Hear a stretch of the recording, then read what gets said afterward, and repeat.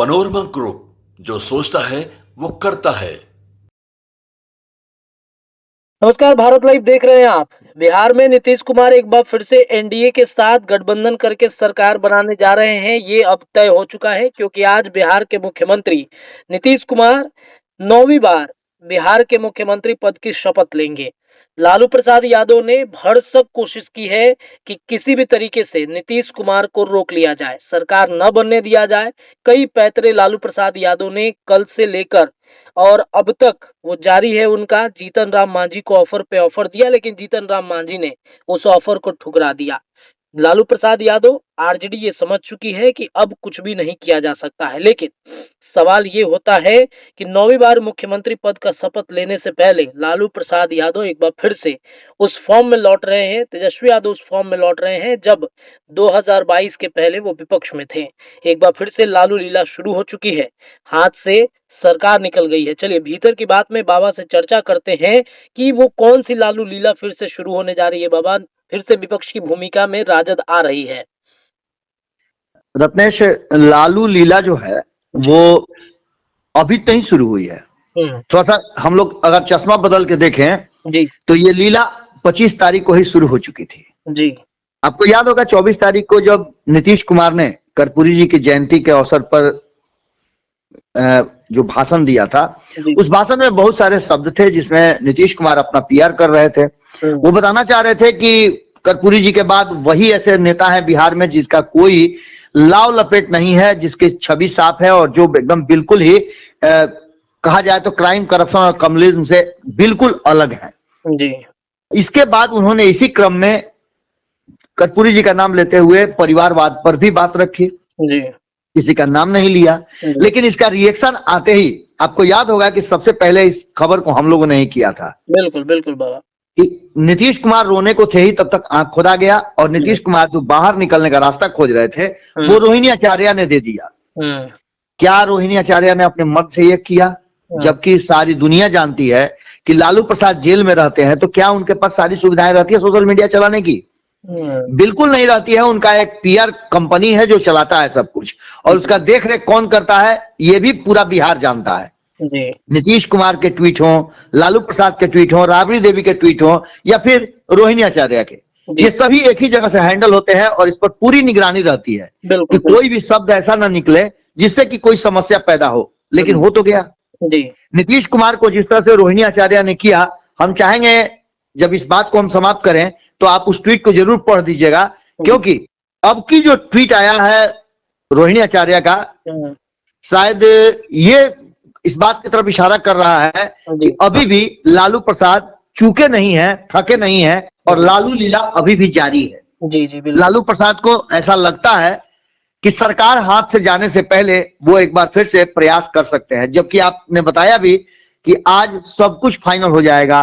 नीतीश कुमार 9वीं बार मुख्यमंत्री का शपथ लेंगे, मंत्रिमंडल का विस्तार करेंगे और भारतीय जनता पार्टी के साथ एक बार फिर से अपनी नई पारी की शुरुआत करेंगे। लेकिन इससे पहले जब तक सांस बाकी है, सांप्रदायिक ताकतों के खिलाफ हमारी लड़ाई जारी रहेगी। रोहिणी आचार्य ने 1 घंटे पहले ये ट्वीट किया है। ये बताता है कि पूरी रात जो घटनाक्रम हुआ है, जो खेल चला है, वो खेल काफी बड़ा है और लालू लीला यहां से शुरुआत हो गई है। आरजेडी ने एक विज्ञापन में नीतीश तेजस्वी सरकार द्वारा किए गए कार्यों की गिनती भी कराई है। ये विज्ञापन छपे हुए हैं और अपने कार्यों की चर्चा की गई है, यानी क्रेडिट लेने की होड़ लगी हुई है। अब पछताए होत गया जब चिड़िया चुग गई खेत। मतलब ये जनता के प्रति एक मैसेज भी देने की कोशिश की गई है कि जो महागठबंधन की सरकार में जो कुछ भी हुआ है वो तेजस्वी यादव, लालू प्रसाद यादव ने किया है, नीतीश कुमार ने कुछ भी नहीं किया है। बिल्कुल रत्न साहब सही कह रहे हैं। आपको याद होगा कि पिछले 6 महीने से हमारे संपादक नमन मिश्रा जी लगातार चीख करके ये कह रहे हैं कि नीतीश कुमार का जो एंगल है, जो रास्ता है वो बदल रहा है। तेजस्वी यादव युवा है, उनको चाहिए कि अभी भी सारे संभावनाओं को दरकिनार करते हुए वो फोकस करें कि आखिर नीतीश कुमार इस तरह से कर क्यों रहे हैं। जब नीतीश कुमार आए हैं, याद होगा 2022 में भी जब नीतीश कुमार और तेजस्वी यादव एक साथ आ रहे तब भी हमने कहा था, एक मैसेज दिया था कि नीतीश कुमार से अगर कोई भी समझौता करना है तो मुख्यमंत्री की कुर्सी पर नीतीश कुमार से समझौता कर लीजिए और उसके बाद आपको जो करना है कीजिए। आप युवा है, आप में संभावनाएं प्रबल हैं। लेकिन ऐसा हुआ नहीं। सत्ता के लालच में और सत्ता में बने रहने के लिए जो फैसले लिए गए वो फैसले साफ नजर आते हैं। वहीं आपको बता दें कि रोहिणी आचार्य ने हमारी ही बातों को एक तरह से कहा है कि तेजस्वी की यही पहचान है, देखी है, लाखों युवाओं के चेहरे पे मुस्कान देखी है। लेकिन इन सारी बातों के साथ साथ आप एक बात समझिए रत्नेश, कि ये पूरी की कहानी और पटकथा संपादक नमन मिश्रा जी बता भी रहे थे कि शादीशुदा बहन अगर घर में आती है तो उस घर में थोड़ा सा नोकझोंक शुरू हो जाता है और यहीं से परिवार के बिखरने का कारण भी बनता है। खैर हम ये बात नहीं कह रहे हैं, लेकिन जिस तरह से विज्ञापन देकर के श्रेय लेने की बात की गई है, तो श्रेय अगर आपको लेना है तो उसका श्राप भी तो आप ही को लेना पड़ेगा ना।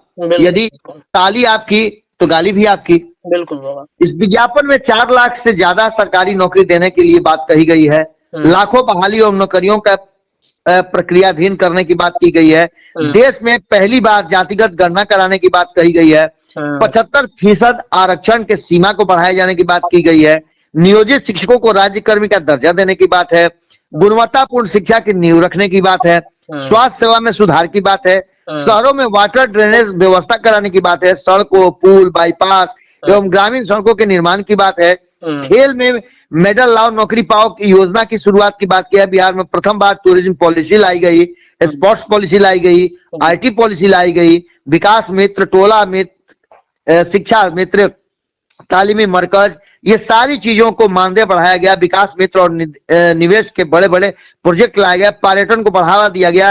अब इन सब बातों का रत्नेश मायने क्या है? इसका मायने कुछ भी नहीं है। एक तरफ जहां आपने देखा कि लंबे समय से नीतीश कुमार मैसेज दे रहे थे, तब तो ये नहीं चुके, तब तो इनको समझ में नहीं आई, बार बार नीतीश कुमार के खूंटे से बंधे रहने का ही भ्रम इन्होंने अपने आप को रखा।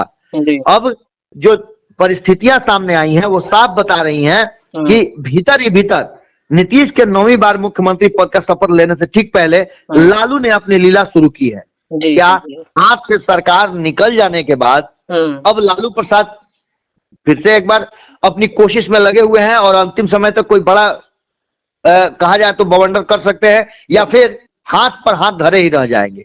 ये सवाल अब इस ट्वीट के बाद से सामने आ जाता है। ऐसा लगता है कि नीतीश कुमार के सामने एक बार फिर से लालू प्रसाद ने हथियार डाल दिया है और ये कहीं ना कहीं आने वाले बिहार की राजनीति के लिए और तेजस्वी यादव के लिए एक बड़ा ही गलत संदेश लेकर के आया है, क्योंकि तेजस्वी यादव की राजनीति का यहां से कहा जा रहा है कि अवसान शुरू हो रहा है। बिल्कुल बिल्कुल। तो बाबा एक सवाल ये भी है कि मान लीजिए कि अभी भी तो लालू प्रसाद यादव लगे हुए हैं, मांझी जी को ऑफर पे ऑफर दे रहे हैं, तो क्या ये संभव हो सकता है कि इस्तीफा का इंतजार राजद कर रही है नीतीश का? आखिरकार क्या वजह है कि मतलब इस्तीफे का इंतजार किया जा रहा है? देखिए रत्नेश, अगर ये खेल होना होता ना तो रात में ही हो जाता, क्योंकि विधानसभा अध्यक्ष उनके थे, वो चाहते तो अपने लोगों के समर्थन का लिस्ट वहां दे सकते थे और बहुत सारी बातें कर सकते थे। वो जो कहा जा रहा था कि कई लोगों का उनके संपर्क में है जदयू के नेता, उनसे इस्तीफा करवा सकते थे, लेकिन ये सारी प्रक्रिया करने का अब समय निकल गया है, क्योंकि लालू प्रसाद ने प्रयास तो उन्होंने 2020 में भी किया था, जिसको भंडोल कर दिया था सुशील मोदी ने, और इस बार भी सुशील मोदी फ्रेम में कहीं ना कहीं आ गए हैं। और यही कारण है कि जब 2 लोग, इन 3 लोगों की जो टीम थी, सुशील मोदी, नीतीश कुमार और लालू प्रसाद, उसमें से 2 लोग जिस खेमे में होते हैं ना, वो खेमा मजबूत हो जाता है। और एक बार फिर से नीतीश कुमार सुशील मोदी वाले पाले में चले गए हैं, पलड़ा झुक गया है। अब लालू प्रसाद के पास सारी संभावनाएं लगभग समाप्त होती है, सिर्फ एक ही संभावना है और वो है विपक्ष में एक बार फिर से तेजस्वी यादव का बैठना और टुकुर टुकुर नीतीश कुमार को भारतीय जनता पार्टी के साथ सत्ता चलाते देखना। चलिए देखिए दर्शकों, भीतर की बात में हमने समझ लिया कि लालू की लीला कैसे शुरुआत हो रही है बिहार के राजनीति में। फिलहाल अभी के लिए इतना ही, लेकिन खबरों का बाजार गर्म है। भारत लाइव पर जुड़े रहिएगा। बहुत बहुत धन्यवाद। पनोरमा ग्रुप, जो सोचता है वो करता है। अगर ये वीडियो पसंद आई और वह बिहार के राजनीति और बिहारियत से सरोकार रखेनी तो सब्सक्राइब बटन दबा के चैनल के सब्सक्राइब कर ली। ओजे एगो घंटी बा, ओकरा बटन दबा देला से कुल सटीक और मारक खबर रुआ मुफ्त में मिल जाई। अगर रुआ पत्रकारिता के हमनी के नया प्रयोग में सहयोग कर चाहतानी तो ज्वाइन बटन दबा दी। पेटीएम नंबर नोट कर ली 9386816700। धन्यवाद।